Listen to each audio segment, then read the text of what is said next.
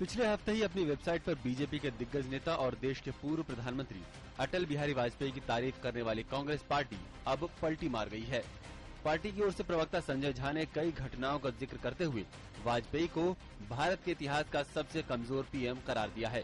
यदि वो मजबूत होते तो गुजरात में जो दंगे हुए उनको फैलने से वो रोक पाते। उन्होंने नहीं रोका और मैं समझता हूं उनकी कमजोरी है कि वो अपनी ही पार्टी, अपनी ही भारतीय जनता पार्टी के दबाव पर उन पर जो भी उन पर दबाव डाला गया, वो अपनी सरकार को बचाने के लिए उन्होंने गुजरात के दंगे को फैलने में उन्होंने रोकने में बिल्कुल कुछ कोशिश नहीं की। झा ने करगिल और संसद पर हमले के मामले में भी वाजपेयी को कटघरे में खड़ा करते हुए ट्विटर पर लिखा, सबसे कमजोर वाजपेयी थे।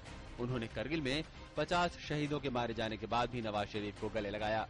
वाजपेयी सबसे कमजोर प्रधानमंत्री थे जिन्होंने संसद पर हमला होने दिया। कांग्रेस का ये बयान इसलिए भी चौंकाने वाला है क्योंकि पिछले हफ्ते ही कांग्रेस ने अपनी वेबसाइट पर अटल बिहारी वाजपेयी की तस्वीर पोस्ट की थी और नीचे लिखा गया था राजधर्म। कांग्रेस ने इसके जरिए मोदी पर हमला बोला था। कांग्रेस ने ये भी कहा था कि बीजेपी में कोई भी नेता पूर्व प्रधानमंत्री अटल बिहारी वाजपेयी के कद की बराबरी नहीं कर सकता। अब बीजेपी वाजपेयी की उपलब्धियों का गुणगान कर कांग्रेस को आईना दिखाने की कोशिश कर रही है। संजय झा कांग्रेस के सबसे वीक स्पोक्समैन है।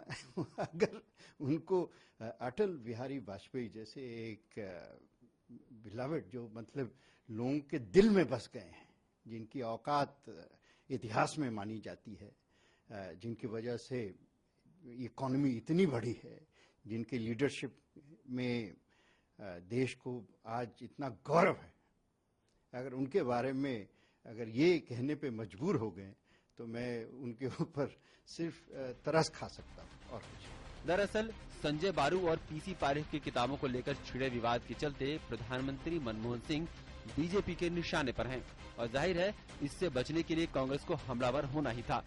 यही वजह है कि पार्टी ने बीजेपी को बैकफुट पर लाने के लिए बीजेपी के सबसे बड़े नेता रहे अटल बिहारी वाजपेयी पर निशाना साधा है। अब देखना यह है कि वाजपेयी को कमजोर बताकर मनमोहन सिंह को मजबूत पीएम के तौर पर पेश करने की कांग्रेस की यह कोशिश कितनी कारगर साबित होती है। Bureau report, DD news.